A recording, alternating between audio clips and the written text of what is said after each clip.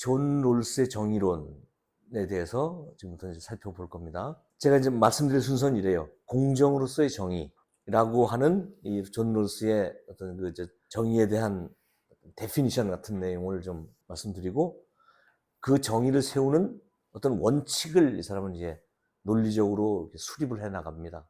그 과정도 보고, 마지막에는 존 롤스가 본 정의에 대해서 우리는 어떻게 생각할까? 우리가 어떻게 생각해야 될까 하는 거를 제 생각을 포함해서 말씀드리는 걸로 할 겁니다. 정의가 뭡니까 근데? 한자로 쓰면 이렇게 써요. 바를 정, 옳을 의. 바르다, 공정하다. 그리고 의는 올바르다. 정의라는 건 다시 말해서 공정하고 올바른 것을 얘기하는 거예요. 그래서 이 정의라는 이제 데피니션을 이렇게 찾아보면, 사회를 구성하고 유지하기 위해서 사회 구성원들이 공정하고 올바른 상태로 인식하는 가치, 정의야. 바람직한 정이죠, 그죠? 삶의 방식과 옳은, 이게 의지, 행동을 정립할 수 있는 철학적 기반이다. 공정하고 올바른 것을 정의라고 한다. 그런데 이제 정의라는 말을 들었을 때 우리가 느끼는 거는 이런 데피니션도 있지만, 우리한테 가장 필요한 것, 하지만 현실에서 이게 잘 구현되고 있다고 생각하기 어려운 것이라는 느낌도 강해요. 그리고 사람마다 이 정의를 어떻게 보는지는 매우 다를 수도 있다. 그 사람의 가치관이나 그 사람의 경험이나 그 사람이 처한 환경이나 이런 거에 따라서 사람마다 정의를 다르게 정의하고 있을 수도 있다. 이런 느낌도 있어요. 그런데 우리 사회에서 정의에 관한 논의를 할 때 한마디로 표현하면 딱 이 말일 거예요. 자유냐 평등이냐. 우리 사회가 지금 정의로우냐 아니냐를 판단할 때 그 기준이 되는 게 과연 자유가 지켜지고 있느냐, 평등이 유지되고 있느냐, 이걸 갖고 따지는 걸 거야. 그래서 존 롤스의 정의론도 계속 이 자유냐 평등이냐를 가지고 논해. 이 자유냐 평등이냐를 나누는 거에 따라서 보수냐 진보냐가 달라져요. 여러 가지 보수나 진보를 가르는 기준이 있을 수 있지만, 가장 일반적이고 누구나 공감하는 기준은 자유의 가치를 더 중시하는 사람은 보수, 평등의 가치를 더 중시하는 사람은 진보. 그거 어느 하나만 주장하지는 않을 거야. 이제 그거의 어떤 그 비율인데, 어느 정도의 비중을 두고 자유를 더 중시하는 사람은 보수에 가깝다고 보면 되고, 평등의 가치를 더 중시하는 사람은 진보라고 생각하면 돼요. 근데 이제 이거하고 좀 헷갈릴 수 있는 게 좌익과 우익이야.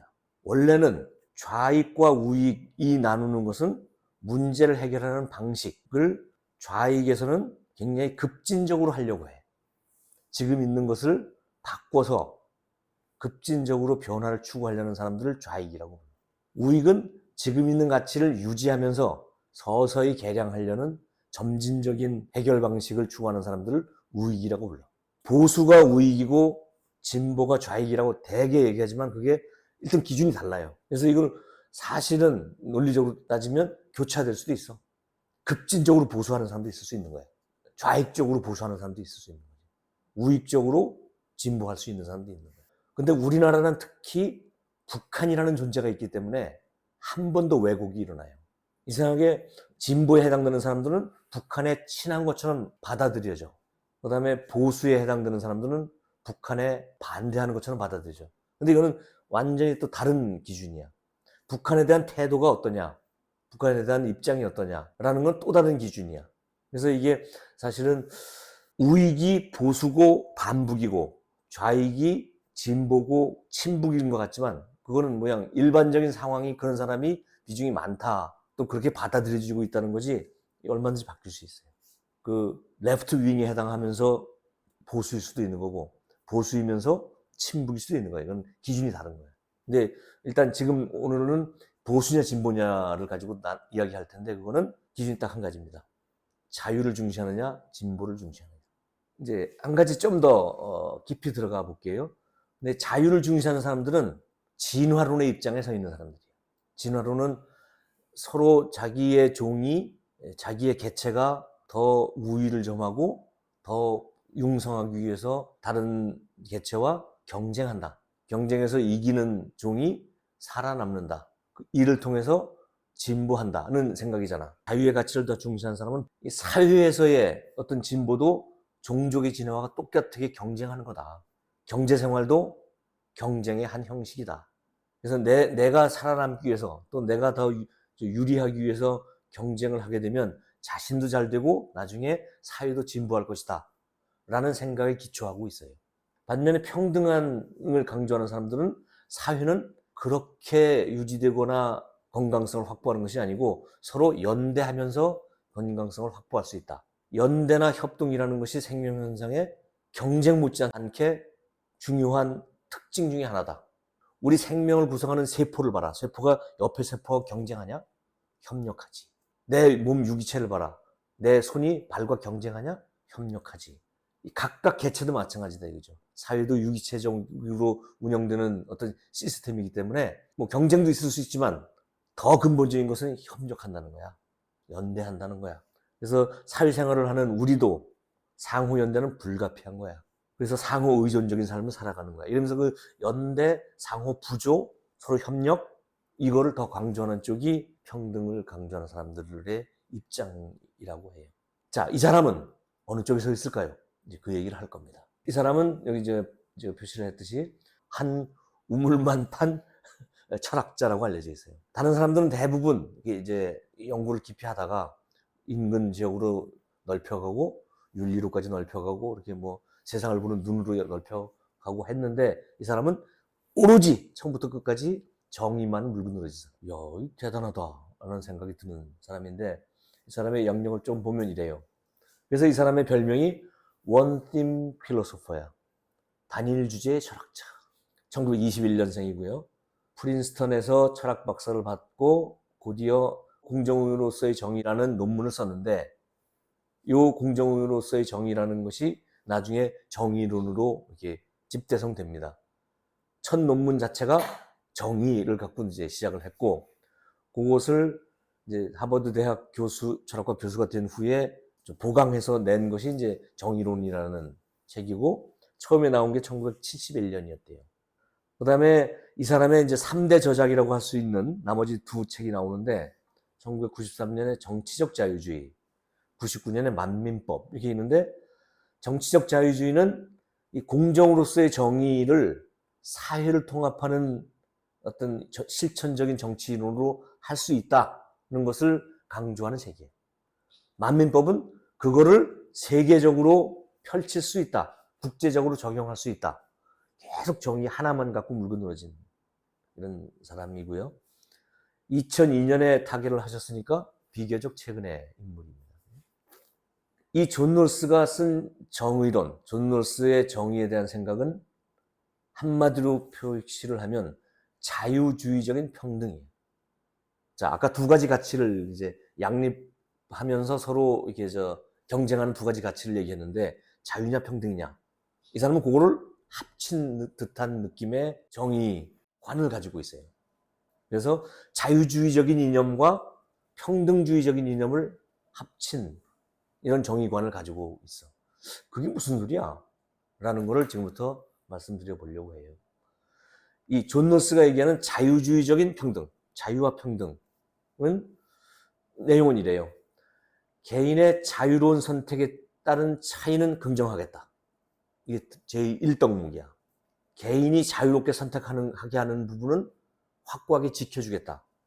단, 개인의 능력이나 또는 어찌할 수 없는 이유로 생기는 불평등에 대해서는 개입해서 평등을 보장해주겠다. 평등한 분배를 이루게 해주겠다. 둘이 같이 가야 정의로운 것이다. 어느 하나만 가지고는 불완전하다. 그래서 이 사람의 정의관을 자유주의적인 평등이라고 얘기해요. 이제 요거를 좀 더 이제 구체화하는 내용이 정의론의 내용이고 이 사람의 정의에 관한 생각입니다. 자, 프랑스 대혁명의 정신을 우리 자유평등박애 이렇게 얘기하잖아요. 그래서 이 삼색 깃발이 그걸 각각 상징한다. 뭐 여기 보면 자유, 리버티, 평등, 우리 영어로 치면 이퀄리티. 세 번째가 프레터니티인데 이게 이제 일본을 통해서 이게 우리나라에 전달되면서 박애라고 되어 있지만 세 번째가 협동, 형제의 우애, 연대 이런 뜻이에요. 근데 박애라고 얘기한 거는 약간 오해를 불러일으킬 만한 번역인 것 같아요. 자, 자유와 평등은 서로 양립하기가 어렵고 이게 좀 약간 배척되는 관계에 있는 듯한 두 가지 가치입니다. 그걸 묶어주는 게 필요하다. 그게 연대다. 라는 생각이 프랑스 대혁명에도 이게 반영이 되어 있고, 그게 이제 근대 이후에 이 서구의 어떤 사상을 유지해가는 줄기가 되는데, 거기에 세 번째가 연대입니다. 이 존 롤스의 정의론은 이 연대로부터 시작을 해요. 우리 모두는 서로에게 빚지고 있는 관계다. 아까 내 신체의 각 기관들이 서로 협력한다고 했지, 나도. 나도 다른 사람들과 똑같이 연대하고 분업하고 협동을 하면서 현재를 이루고 있는데, 이 현재는 또한 과거와 미래하고도 연결되어 있다. 우리는 과거로부터도 여러 가지 문화적으로, 그다음에 유전적으로 영향을 받고 연대를 하고 있는 셈인 거예요. 그리고 이거는 우리 미래로 연결될 거야. 우리는 현재 상태에서 우리 스스로 또는 각각 다른 개체와 연대하고 있지만, 또 한 가지는 과거 미래와 연대하고 있다. 그래서 이 두 개의 연대가 동시에 공존한다, 이렇게 생각을 해요. 자, 서로에게 빚지고 있다. 부채를 지고 있다는 거지. 그거는 의무, 그걸 갚아야 할 의무를 상징하는, 이야기하는 것이기도 합니다. 우리는 과거에 대해서뿐만이 아니라 동시대에 대해서도 부채를 지고 있다. 아까 얘기한 그 이중의 부채를 지고 있고, 이 부채는 의무를 함축하는 이야기다. 정의를 실현한다는 것은 이 부채를 상환하는 것을 얘기한다. 그런데 이거를 어떻게 상환하느냐? 일적으로 강제를 해서 상환할 것이 아니라 우리는 사회적인 계약을 통해서, 우리는 사회계약설이죠. 사회계약을 통해서 합리적으로, 자발적으로 이것을 부채를 상환하는 그 의무를 다함으로써 정의를 실현하는 거다. 자, 우리는 부채를 지고 있는 사람들이야. 이 부채는 갚아야 할 의무를 이 갚아야 할 의무를 다 하는 것이, 그게 바로 정의야. 그 부채는 누구한테 지고 있느냐? 우리 현재의 각 개체들 간에도 사회에서도 지고 있지만, 과거 미래에게도 같이 지고 있는 거야. 이중의 부채야. 요걸 제대로 갚으면 그게 정의로운 거야. 라고 이야기를 하는 거죠. 자, 그럼 계약을 통해서 이것을 이제 부채를 상환한다고 했는데, 계약의 생명은 공평하다는 거예요. 공평하지 않으면 불평등 계약이라고 그러나? 불평등 계약인 거예요. 자, 공평하다는 건 뭐냐면 상호의 이익과 책임이 균등한 걸 말하는 거예요.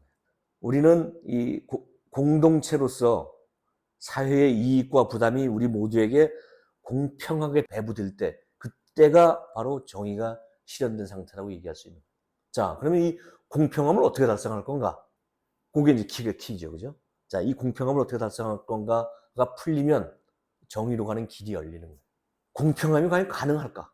고스톱을 쳐도 다른 사람도 있고 잃는 사람도 있는데, 이게 가능할까?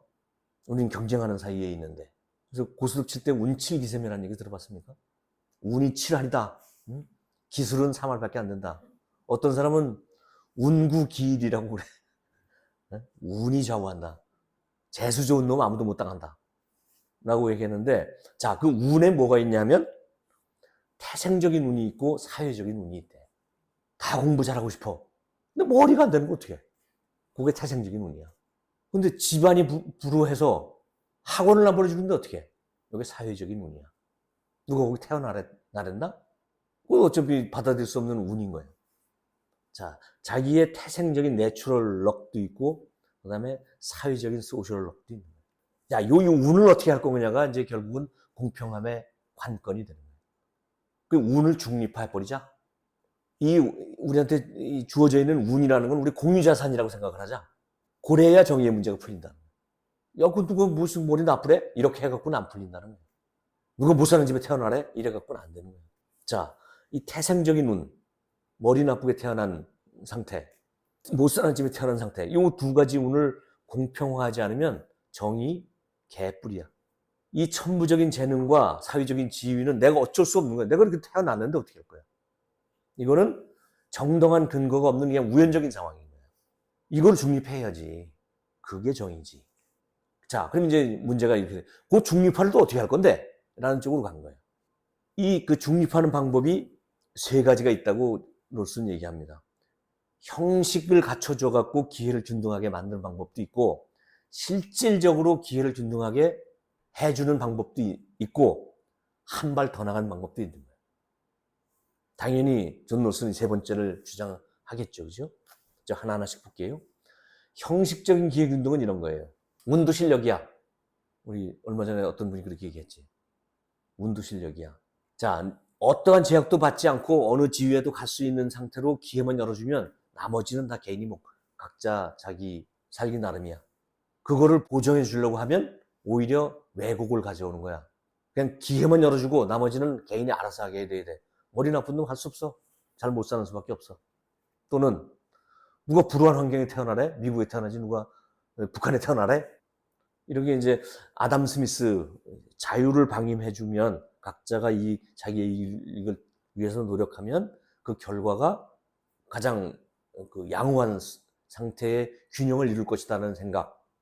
또는 그 노직이라는 사람이 있어요. 이 사람은 이제 자유를 매우 강조하는 사람이에요. 자유지상주의자인데, 자, 그런 능력이 없어서 잘 못되는 사람을 도와주면 능력 있는 사람은 오히려 침해를 받는 거야. 능력이 없다고 그 사람을 도와주는 일 자체가 경쟁을 하는 또 다른 머리 좋은 사람한테 피해가 되는 거기 때문에 그런 인위적인 건 하면 안 돼. 라고 자유를 강조하는 사람들이 이 입장에 서 있어요. 누가 그렇다고 공부하지 말라고 한 적은 없잖아. 이렇게 얘기하는 거예요. 운도 실력이야. 이렇게 얘기하는 게 제일 첫 번째 형식적인 기획운동이야. 형식만 갖춰주겠다. 나머지는 머리가 좋든 나쁘든 잘 산 집에 태어났든 못 산 집에 태어났든 그건 각자 알아서 할 일이라 고 보는 입장도 있는데, 야, 그래도 그렇지. 이 사회적으로 이게 죄악이 가해지는 이런 상황, 사회적인 변수는, 사회적인 운은 좀 제거해주자라는 입장이 있을 수 있어요. 자, 형식적으로 모두에게 기회만 주어진다고 말하는 이 형식적 기획운동만 가지고는 결국 독점, 불평등, 무한 경쟁 이런 것만 나왔지 않냐. 사회적으로 우연하게 처해지는 이런 불균형, 불평등, 요거는 감소시켜주자. 나머지 머리가 좋아서, 능력이 좋아서 이런 거는 그 사람의 몫이야 라고 생각하는 입장이 있는 거예요. 사회적인 운에 대해서는 내가 도와줄게. 요게 서구의 그 복지국가 같은 거죠. 자, 알아서 경쟁하셔라. 단 사회적으로 좀 너무하게 처우가 불리한 상황, 요 상황은 개선해 주겠다라는 거죠. 근데 이제 이게 여러 가지 비판이 있어요. 이 어떤 결과가 있다고 쳐. 근데 그게 사회적인 운에서 비롯된 것일까? 태생적인 운에서 비롯된 것일까를 구분하기가 사실은 어려워. 얘가 이번에 50점밖에 못 받았네? 머리가 나빠서일까? 못 사는 집에 태어나서일까? 이건 잘 모르는 거야. 오케이. 25점은 이거고, 이렇게 못 나눈다는 거야. 그래서 이게, 말은 그럴듯한데, 이게 사실, 실제로 들어가면 좀 어렵다. 그 다음에 그렇게 해주는 게 또 옳은지 하는 또 반론도 있고, 결국 이렇게 해서 우리가 이렇게 놓은 사회가 전부 그냥 동물의 왕국 각자 자기 생존 경쟁 이거 만들어 놓은 거 아닌가? 서구건 아니건? 이런 비판도 있어요. 그래서 존 롤스는 보완해야 된다. 그것만 가지고 안 된다. 그게 공정한 기획운동이라고 얘기를 합니다. 자, 자연적인 자질에 영향을 미치는 사회적 요인이 분명히 있어. 이거 나누질 못하겠어. 그래서 사회적인 운도 보완을 해주되 그거에 영향을 받았음이 불명한 이 태생적인 운에 대해서도 추가로 보완해줘야 된다. 그래야 진짜 공정이다. 이렇게 얘기하는 거예요. 요거를 이제 정리하면 요래요. 아까 그 형식적 기획운동은 자유방임 사회에 해당되는 거고요. 그 다음에 실질적 기획운동은 우리 복지 자본주의에 해당되는 거고, 그 존 롤스가 얘기하는 정의로운 공정한 기획운동은 자연적 운과 사회적 운 둘 다를 완화시켜줘야 된다. 첫 번째 거는 자연적 운, 이 운도 실력이야 라는 거였고, 두 번째는 자연적인 운은 어쩔 수가 없어. 사회적으로는 불평등이 생기는 것을 막아줄게 라는 게 두 번째라면, 세 번째는 자연적 운과 사회적 운 둘 다를 중립화하도록 노력해야 돼. 자, 여기까지 왔어. 그러면 지금 요걸 그러면 어떻게? 라는 문제가 여전히 남아요. 자연적 운과 사회적 운을 어떻게 완화를 해줄 거냐? 라는 게 남아. 그거를 이제 달성하는 원칙을 얘기를 해주는 거야. 이게 이제 두 번째 파트로 넘어갑니다. 자, 이런 이제 상황을 한번 생각을 해보는 거야. 어떤 형제가 있는데 서로 이제 피자를 자기가 더 많이 먹고 싶어. 그래서 막 싸워, 둘이 서로. 내가 자를래, 내가 자를래. 그래서 이제 엄마가 뭐라 하냐면, 요런 제안을 해. 아, 형이 잘라라. 그 대신 누가 먼저 선택할지는 동생이 먼저 정하게 하자. 이렇게 얘기를 하는 거야. 그럼 형은 할 수 없어. 울며 겨자 먹기로 반 잘라는 소리. 그런데 여기서, 그러면 이제 이건 그냥 균등이 되는 거지, 균등. 그죠? 50대 50 딱 되는데, 엄마가 뭐라 그랬냐면, 야, 형이 잘라. 그 대신에 누가 먼저 선택할지는 제비뽑기로 정하자. 이렇게 해주는 거야. 형이 이제 머리가 복잡해집니다. 야, 이걸 반반 잘라? 근데, 그게 안전할 수는 있는데, 야, 반은 좀 부족한데, 내가 형인데 좀 더 먹어야지. 내가 키도 크고, 배도 큰데, 더 먹어야 되는데. 그래갖고 80대 20으로 잘랐다가, 제비뽑기에서 내가 져가지고, 20 차지하면 완전 개판되는 거야. 배 쫄쫄 굶는 거야. 아씨, 어떡하지? 60대 40으로 자르자. 운이 좋아서 자기가 먼저 선택하면 60 먹을 수 있는 거고, 운이 나빠서 동생이 먼저 선택을 해도 40은 먹을 수 있는 거야. 뭐, 배고파 죽을 정도는 아니야, 이 정도는. 자, 절반씩 균분할 수 있으면 가장 좋지만, 내가 제일 불리한 위치에 처하더라도, 그래도 살만한 정도로 잘라놓는 게 가장 좋다. 이런 생각을 해보는 거예요. 자, 두 번째 사례가 있습니다. 여기 의사가 있어요. 아주 돈 많이 버는 의사가 계시고, 그 다음에 알바에서 캐시어를 하는 점원이 있어. 의사는 돈을 많이 벌고 점원은 최저임금만 받겠지. 불평등하잖아. 그래서 그럼 똑같이 만들었어. 법을 정해서 의사랑 점원이랑 월급은 같아야 한다. 이렇게 정하면 어떻게 되냐? 다들 의사 안 하려고 그래. 뭐로 가서 그 개고생하고 뭐 의료 사고 나면 어떡하려고? 그 뭐 학원도 다녀야 되고 이제 뭐 시험도 봐야 되고 뭐로 그렇게 해. 점원하면서 똑같은 월급 받지. 그러면 다들 의사를 안 하고 다 세상에 점원만 꽉 차게 되는 거야. 이런 사회에서 병이나 치료를 받을 수가 없어. 점원들도. 이거는 정의로운 사회가 아닌 거야. 그래서 의사의 월급을 더 높여줘야 되는 거야. 할 수 없이. 그래서 의사도 어느 정도의 인원이 구성이 돼야 최소 수혜자인 점원도 혜택을 받으면서 살 수 있어. 치료를 받으면서 살 수가 있는 거야. 요런 상황, 이게 불평등이 있더라도 최소 수혜자가 유리한 상황의 불평등이라면 불평등이 더 좋은 거야. 그걸 말해, 길을 한번 찾아보자. 50대 50으로 피자를 나누는 것만이 좋은 것은 아니야. 60대 40으로 나눠서 필요하면 내가 좀 더 먹을 수도 있고, 뭐 지더라도 제비뽑기에서 지더라도 그리 배를 고른 상황은 아닌 이런 정도의 어떤 상황을 만들어내야 그게 가장 정의로운 걸 거야.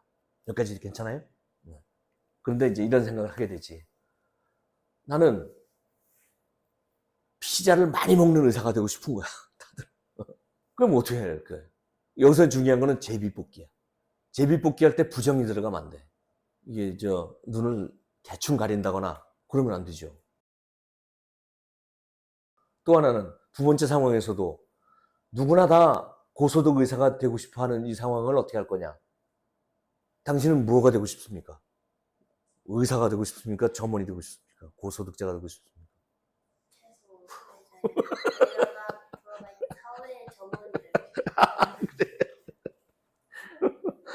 그러려면 내가 지금 점원이 될지 의사가 될지 모르는 상태여야 이걸 정할 거야. 내가 의사라고 알면 의사한테 높게 이걸 선을 긋겠지. 자, 당신이 점원인지 의사인지를 몰라. 어떡할래요? 그러면 이렇게 대답하는 거야. 내가 점원이 되더라도 먹고 살 만한, 또 그리고 필요한 치료를 받을 수 있는 그런 선을 긋겠습니다. 그러려면 내가 의사인지 점원인지 몰라야 되는 거야. 눈을 가려야 되는 거야, 마찬가지로. 마치 베일로 가린 듯이 완벽하게 눈을 가리고 제비를 뽑아야 되는 거야. 그리고 당신이 점원인지 아닌지를 모르는 상태에서 기준을 정해야 되는 거야. 베일을 써야 되는 거야. 그거를 존 롤스는 무지의 베일이라고 불러요. 모두가 동의하는 공정한 절차를 구성하려면 베일을 써야 된다. 눈을 가려야 한다. 눈을 가리고 제비를 뽑아야 한다. 당신이 의사인지 점원인지를 모르는 상태에서 기준선이 그어져야 한다. 어떤 각자에게 유리하거나 불리하게 작용될 어떤 재능이나 사회적 지위, 이 천부적 운, 사회적 운 이런 것들을 베일을 쓴 듯이 배제를 해야만 아까 얘기했던 최악의 결과가 나오더라도 최선인 이런 상태를 만들어낼 수가 있다. 그러면서 이 사람이 이야기하는 아주 매우 탁월하고 기발한 아이디어가 무지의 베일이에요. 무지의 베일을 쓰고 정하자. 그래서 이 법원이나 이런 정의를 공평함을 다루는 기관에서는 되게 눈을 가린 이 여신상을 상징으로 내세운 경우가 많아요. 나는 무지인 상태에서 이 사람이 피고가 누군지 원고가 누군지 모르는 상태에서 판단을 해야 그게 올바른 판단이다. 이 캐나다 연방법원의 이 정의의 여신상은 아예 실제로 베일을 이렇게 감고 있는 모습의 상을 자기네 상징상으로 정해놓고 있대요. 베일을 써야 된다. 그래서 이 키가 이거예요. 무지의 베일이 얼마나 효과적으로 작동하느냐에 따라서 이 정의의 기준선 긋기가 바람직해진다는 거죠. 자, 그럼 무지의 베일을 쓰면 어떻게 될까? 최소 극대화를 할까? 최대 극대화를 할까? 어떤 사람이 이런 사람이 있을 거야. 에이, 뭐, 이래나 주구나. 뭐, 한번 걸어보는 거지, 뭐. 이렇게 하는 사람이 있을까? 피자라면 그렇게 할 거야. 아, 못 먹으면, 나 100대 0으로 할래. 안 먹으면 그만이고, 먹으면 100 먹을 수 있는데, 라고 하는 게 이제 피자의 경우에는 가능하지만, 너의 인생 전체를 걸어라. 너 후대 전체를 걸어라. 후대를 걸어라. 그러면 그렇게 못한다는 거야. 내가 이 최소 수혜자가 됐을 때 그나마 괜찮은 방법을 다행스러운 대안을 마련하려 할 거라는 거죠. 자, 무지의 베일을 쓰게 되면 최소 극대화 전략으로 갈 거다. 내가 최소가 되더라도 그게 가장 좋은, 내가 전문이 되더라도 먹고 살만한, 내가 제비를 나중에 선택하는 사람이 되더라도 내가 먹을 것도 있는 이런 상태를 선택하게 될 것이다. 중요한 것은 무지의 베일이다. 그래서 이제 이 최종 결론적으로 이 사람이 정의로운 사회를 구성하는 원칙이 이런 거예요. 첫 번째는 평등한 자유를 보장해 주자. 아까 이 사람은 자유로운 평등이라고 했잖아요. 그죠? 평등한 자유를 우선 보장해 주자. 사상, 양심, 언론, 집회, 선거, 재산 소유 자유롭게 해주자. 모든 사람에게 똑같은 자유를 보장해 주자. 그 외에 나머지 불평등, 불균등하게 하는 방법은 아까 어떻게 한다고? 최소 수혜자에게 최대치를 제공해주는 방식으로 불평등을 만들어내자. 불평등은 이러한 조건에서만 가능하도록 해주자. 기회는 균등하게 하고, 다시 말해서 어떤 직업이나 직책의 기회뿐만이 아니라 삶의 기회까지도 균등해야 된다는 생각을 가지고 가장 불우한 사람에게 편익이 가는 방식으로 구분선을 그으면 그게 바로 가장 정의로운 사회가 될 거야. 그러려면 무지의 베일을 확실히 씌워야 돼. 라는 거지요. 근데 여기서 보면 아까 제1원칙, 자유의 원칙에서 보면 사상, 양심, 언론, 집회 이게 실제로 이 롤스가 이게 열거하고 있는 그 자유의 모습들이에요. 그런데 자본주의적 시장의 자유 같은 부분은 빠져 있어. 생산수단을 누가 가질 것이냐, 생산물을 어떻게 나눌 거냐, 상속 증여를 어떻게 할 거냐 이런 부분 빠져 있는데 그거는 이 사람이 실수해서 빠진 게 아니고 일부러 빼놓은 거래요. 그거는 두 번째 여기에서 다뤄야 되는 문제다. 이 자본주의적 어떤 경제적 성과, 과실을 나누는 방식은 이 두 번째 방식으로 해야 된다. 이제 그렇게 이 사람은 이제 정의로운 사회를 구성하는 원칙을 정합니다. 이게 이제 그 내용인데 이 존 롤스의 정의관 어떤 느낌이 듭니까? 이게 그럴 듯한데 조금만 생각해봐도 그거 어떻게 무지의 베일을 씌워? 그걸 멀쩡한 놈을 나한테 내가 무지의 베일을 쓴다고 해서 그 순간 내가 누구였더라를 잊어먹지는 않잖아. 그럼 실제로 이게 가능한가? 이게 말은 그럴듯하고 논리는 정연한데 이게 가능할까? 이런 느낌은 있어요. 이제 그 얘기를 해보고 싶은 거예요. 세 번째 파트는. 이 사람은 이 정의가 차지하는 위치를 매우 강조를 하고 시종일관 일생을 바쳐서 정의의 문제를 이제 탐구한 철학자입니다. 그래서 아까 단일 주제 철학자라고 불렀죠, 그죠? 정의만을 얘기했다. 정의론 책의 첫머리가 이렇게 시작이 돼요. 읽어볼게요. 사상체계의 제1덕목을 진리라고 한다면 정의는 사회제도의 제1덕목이다. 사상에서 이제 가장 중요한 게 진리라고 한다면 사회에서는 정의가 가장 중요하다. 첫 문장부터 정의를 얘기하고 시작하는 거예요. 자, 이론이 아무리 정치하고 간명하다고 하더라도 그것이 진리가 아니면 배척되어야 하듯이 법이나 제도가 아무리 효율적이라고 하더라도 정의롭지 못하면 폐기되어야 한다. 인간 생활의 제일 덕목으로서의 진리와 정의, 매우 준엄한 것이다. 자, 지금부터 내가 정의를 밝혀보겠다. 요렇게 하고 이제 정의론을 시작을 해요. 그래서 이 정의에 대해서 굉장히 높은 가치를 두고 결국은 부유한 사람이 최소 수혜자를 돕는 사회가 필요하다는 것을 거의 논리적으로 증명을 해낸 성과를 이루었고, 이 자꾸 혼자 힘으로 거의 이와 같은 현대의 정의에 관한 윤리학을 수립한 사람이라는 평가를 받아요. 그런데 이런 생각이 들잖아. 뭐 현실성이 있나? 무지의 베일, 기가 막힌 아이디어인데 그거 어떻게 씌워? 이런 느낌이 들어. 그 얘기를 좀 해보고 싶어요. 결국 이걸 거야. 존 롤스가 얘기하는 자유주의적인 평등, 이 자유의 이념과 평등의 이념을 통합한, 그러면서 제1원칙, 제2원칙을 세운. 그래서 보면 이 자유주의자가 내세우는 어떤 자유의 우선성을 주면서 그게 제1원칙으로 하면서도 사회주의자가 비판하는 내용을 다 갖다 끌어넣은, 이게 멋진 어떤 융합된 두 개의 가치를 잘 조화시킨 정의관인 것 같아. 그러면서 또 하나의 이제 이 사람의 특징 장점이라고 하면 최소 수혜자를 고려했다.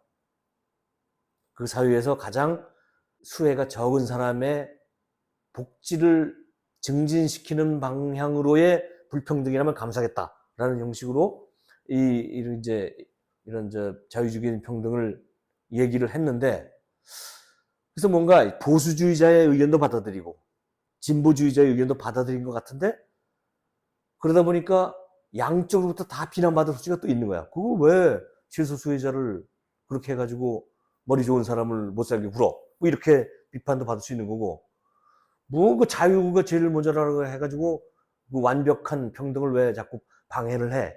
라는 비판도 받을 수 있는 소질을 둘 다 갖추고 있다고 볼 수도 있는 이런 사람인 것 같고요.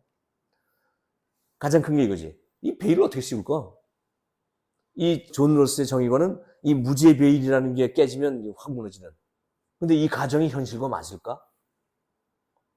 사람들이 자신의 성별, 인종, 재산, 능력, 지위, 내가 현대 사람인지 미래 사람인지 이런 거를 모르게 만드는 방법이 있을까? 이 무지의 베일이 기가 막힌 아이디어라고 해서 유리한 입장에 있는 사람들이 그럼 내가 쓸게 이렇게 하는 사람이 한 명이라도 나올까? 이런 생각을 들으면 약간 공허하다 이런 느낌이 올 수도 있고요. 또 하나는 이 베일을 그럼 과연 어느 정도나 씌우는데 현실적인 문제로 가자 이거지. 얼마나 완벽하게 가릴 건데 어느 범위까지를 그 베일의 범위에 넣을 건데 라는 정도의 문제, 넓이의 문제, 두께의 문제가 있을 수 있을 거야. 그쵸? 실제적으로 넘어가면, 실제 상황으로 넘어가면. 그래서 이게 과연 어떨까요? 이렇게 이제 생각이 들고, 결국은 이제 존 롤스의 정의론이 현실성이 있느냐 하는 거일 텐데, 논자들이 이렇게 얘기합니다. 우리 사회가 정의롭지 못한 것이 정의에 대한 이론이 없어서일까? 우리 뭐 다른 게 부족해서 그런 거 아니야? 이런 느낌도 있을 거야. 그거를 존 롤스처럼 이게 무지의 베일, 그다음에 원칙 이렇게 해서 뭐 피자 이렇게 나눠 먹고 뭐 덜 먹은 동생이 죽지 않게 뭐 이렇게 쭉쭉쭉 이렇게 설명은 했지만 그것만 가지고 될까? 그거를 실행하겠다는 의지가 있어야지. 그런 의지는 내가 훈련해서 내공을 쌓지 않으면 그건 안 되는 거야. 존 롤스의 이 정의론을 딸딸딸 외웠다고 해서 정의가 실현되진 않아. 자, 요거를 실현하겠다는 의지, 도덕적인 어떤 생각, 이게 확고하지 않으면 그냥 따로따로 노는 이론일 수도 있는 거예요. 그래서 칸트가 필요한 거예요. 그래서 정의론은 실천을 향한 윤리, 실천 이성 비판이 생각나죠. 그거에 의해서 보완되어야 하는 거야. 그래서 칸트가 필요한 거야. 이런 생각이 드는 거야. 정의가 무엇인지 이해를 한다고 해서 이 무죄배일이라는 이 기가 막힌 아이디어에 대해서 감복한다고 해서 정의가 실현되지는 않는 것 같다. 그것을 실현하려고 하는 어떤 나의 도덕적인 무장이 함께 가지 않으면 소용없는 것 같다는 느낌이 저는 들었어요. 자, 자신의 몫을 조금은 줄이더라도 정의의 원칙에 관심을 갖고 최소 수혜자를 배려하는, 아까 그 동생을 배려하는, 점원을 배려하는 그러한 정의감이 있을 때, 도덕적인 합리성이 있을 때, 타산적인 존 롤스가 얘기하는 이런 계산상으로 쫙 나오는 이런 타산적인 합리성과 함께 도덕적인 합리성이 같이 있어야 정의는 실현될 수 있는 것 같다. 그럼에도 우리가 정의론, 존 롤스의 정의론을 읽으면서 감복을 하고 와, 대단하다라고 느낄 수 있는 거는 뭐 이런 면이 있는 것 같아요. 무죄 베일이라는 아이디어, 그 다음에 최소 수혜자에 대한 최대의 이익의 보장, 매우 매력적이고, 요걸 근거로 현실에서 이걸 적용하기는 어려울 거지만 기준을 제공할 수는 있을 거야. 자, 우리 어떤 법안이 만들어진다고 칩시다. 모 당에서 우리 복지를 위해서 요렇게 합시다라고 했는데 우리가 존 롤스의 정의론을 머리에 두고 판단해 볼 수 있을 거예요. 이거 얘네가 자기 유리하려고 한 거 아닌가? 아니면 진짜 그 베일을 쓴 듯한 아주 공정한 입장에서 당신이 그 약자가 될 수 있다는 입장에서 만들어진 법인가 아닌가를 판단할 때 이걸 생각하면 이걸 판단할 수가 기준이 생기는 거야. 이거는 이해 충돌, 컨플릭트 인터레스트에 해당되는 것 같다. 라든지 이거는 너무 능력주의에 기반하고 있다. 그래서 이제 존 롤스의 이 업적 중에 하나를 저는 이렇게 생각해요. 능력주의를 좀 개선할 수 있는 길을 열은 것 같다. 능력주의가 뭡니까? 능력 있는 사람한테는 많은 과실이 돌아가는 게 너무나 당연하다고 하는 신자유주의의 어떤 기본 철학이에요. 그게 지금 우리 불평등 양극화를 만들어내고 있잖아, 근데. 자, 그럼 어떻게 개선할 건데? 할 때 존 롤스의 정의론이 매우 효과적으로 우리한테 사유의 틀을 제공하고 있는 것 같다. 그래서 이 능력주의, 그 메리토크라시라고 하잖아요. 이제 능력주의를 극복하기 위한 길을 열었다는 게 뭐 저는 이 존 롤스의 정의론의 가장 큰 공적이라고 생각합니다. 천부적인 재능이나 사회적 지위와 같은 거, 우리가 만든 거, 우리하고 만든 것이 아니고 우리한테 우연히 주어진 것들, 그런 것들은 공유재산으로 관리해야 된다. 공유재산으로 간주해야 된다. 그래야 메리토크라시가 가져오는 이런 부당함, 이것을 넘어설 수 있는 길이 그때 비로소 열린다. 이 생각을 안 하면 운도 실력이야 라고 이제 가는 거야. 우리는 다들 누가 뭐 공부 못해? 이렇게 되는 거예요. 그래서 이 재산이나 지능이나 이런 모든 상속은 이걸 완벽하게 50대 50으로 나눌 수는 없지만 차등의 원칙, 존 롤스가 얘기하는 차등의 원칙에 부합하는 형식으로 차등이 존재해야지 그 최소 수혜자의 최대 이익이라는 이 관점을 잊어버리면 우리는 정글로 들어가는 거다. 이런 느낌이 있습니다. 존 롤스의 차등의 원칙에 부합될 때만 불평등은 허용할 수 있다는 생각을 해야 메리토크래시에 대한 어떤 개선의 길이 열린다. 존 롤스는 그 길을 열어준 훌륭한 분이다. 이런 느낌이 든다 이거죠. 그래서 이 능력주의에 관한 책을 어떤 내용을 좀 아시려면 이 책이 굉장히 좋아요. 공정하다는 착각. 누가 공부 못하겠어? 요 생각을 깨주는 책이 이 책이거든요.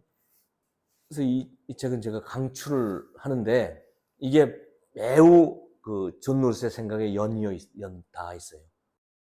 이 책을 약간 좀 소개하는 내용을 뒤에 좀 덧붙이려고 하는데, 이 마이클 샌델의 공정하다는 착각, 여기에 보면 이렇게 나옵니다. 보수주의는 메리토크라시에 기초하고 있다. 메리토크라시에 기초하고 있다. 능력에 따라서 불평등은 발생할 수밖에 없고 그거는 피할 수 없다. 라는 생각이 메리토크라시거든요. 우리 보수주의는 그거야. 그게 자유인 거야.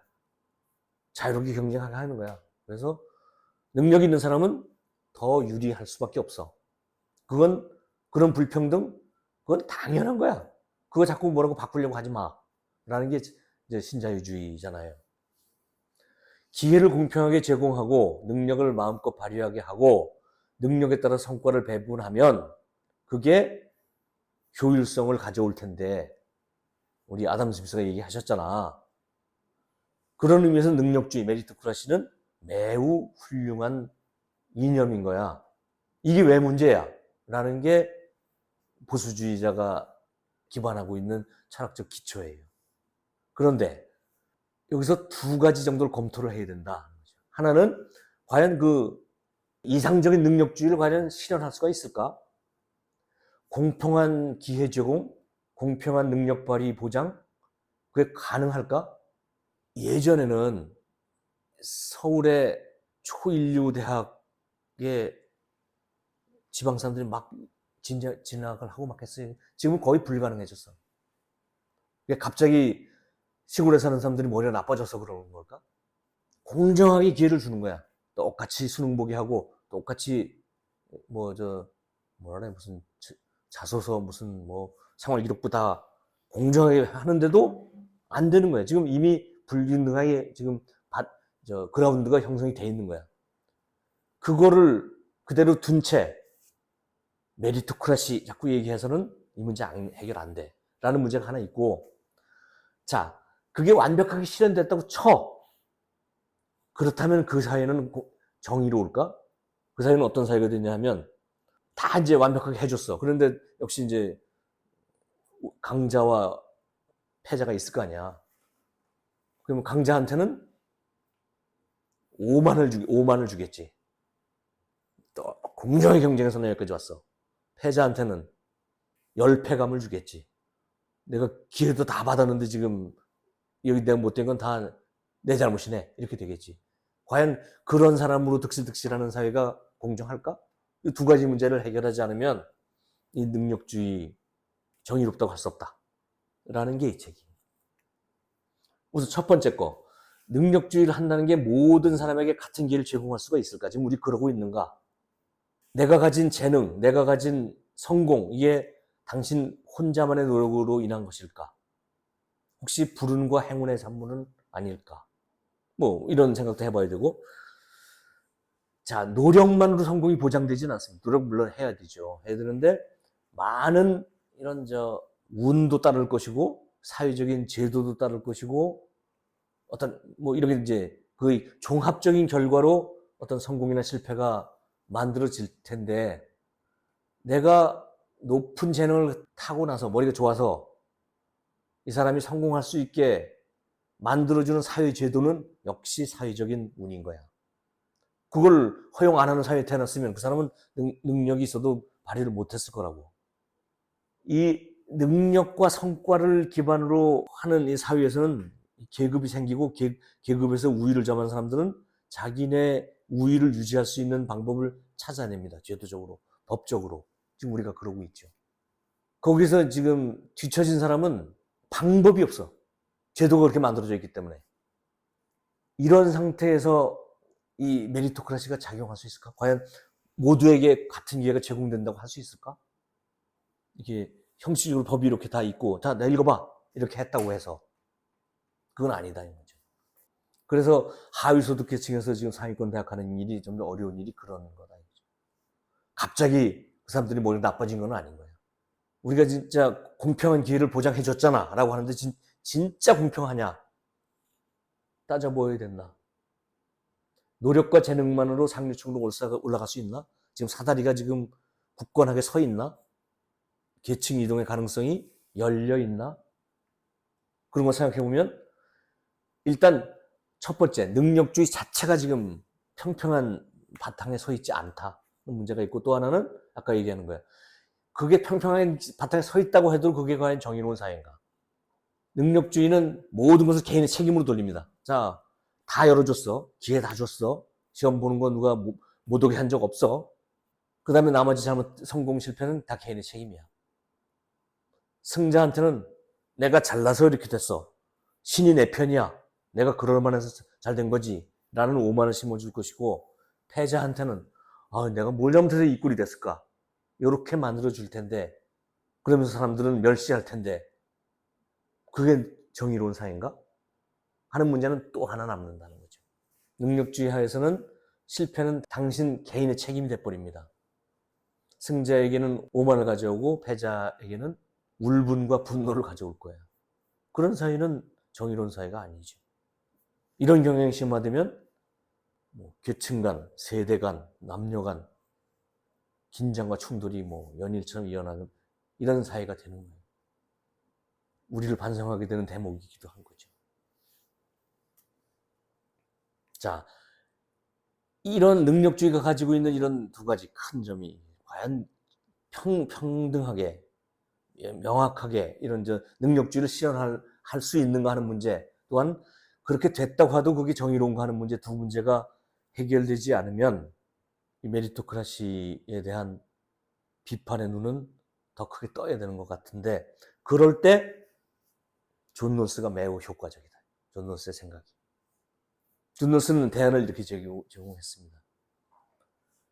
비록 공정한 기회를 보장해서 계층 차이에 따른 불이익을 완전히 보상해주는 체제라 하더라도 그것만 가지고는 정의로운 사회라고 할 수가 없다. 재능의 차이, 이게 태생적 운이죠. 그것도 계층의 차이만큼, 사회적 운만큼 도덕적으로 정당할 수 없는 거다. 이것도 보장해줘야 된다. 능력 차이에 의한 불평등까지도 살펴줘야 한다. 그래야 정의로운 사회다.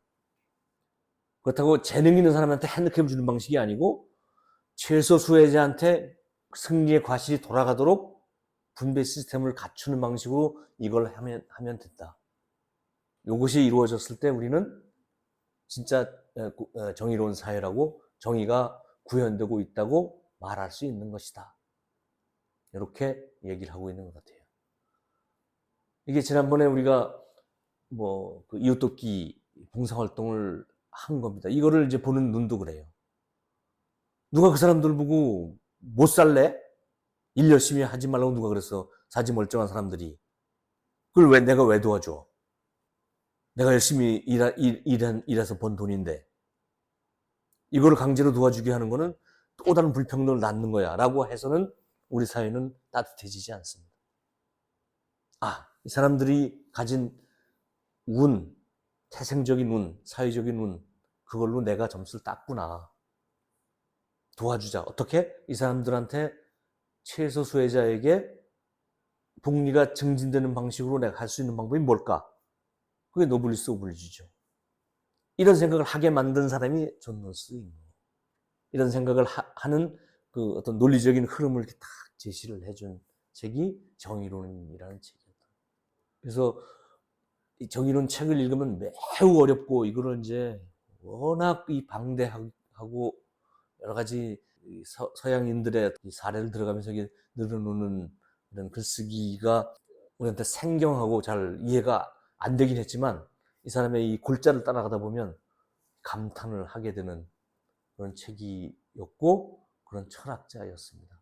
매우 좀 그동안 우리가 다뤘던 철학자하고는 좀 결이 다른, 그리고 매우 좀 독특한, 그리고 그가 하는 이야기가 바로 내 주위의 이야기인 것 같은 그런 매우 최근의 철학자를 살펴보았습니다. 이상입니다.